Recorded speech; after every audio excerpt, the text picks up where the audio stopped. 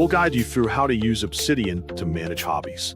Quick disclaimer, you need to follow this step-by-step guide carefully, because skipping a single step will affect your final result. If this guide helpful, don't forget to like and subscribe. First, comment if you still need our help or want to ask something.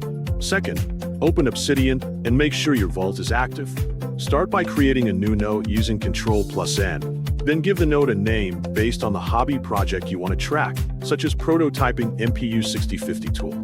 After creating the node, add properties at the top by typing 3 dashes to create a properties section. Create a status property and set its value to building so you can quickly identify the current stage of your project. Add another property called budget to record and monitor any expenses related to your hobby.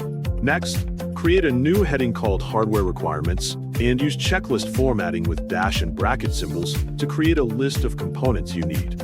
Add items such as ESP32 boards, sensors, cables, and other hardware parts required for your project.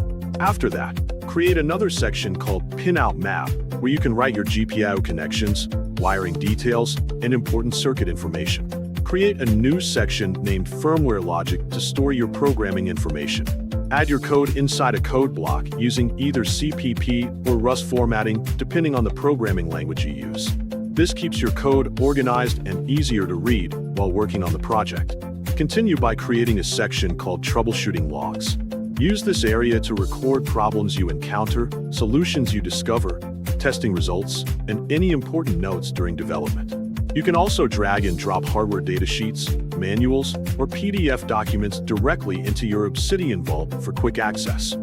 By organizing your hobby notes this way, you can use Obsidian as a complete project tracker where all progress updates, technical information, documentation, and resources stay connected in one place.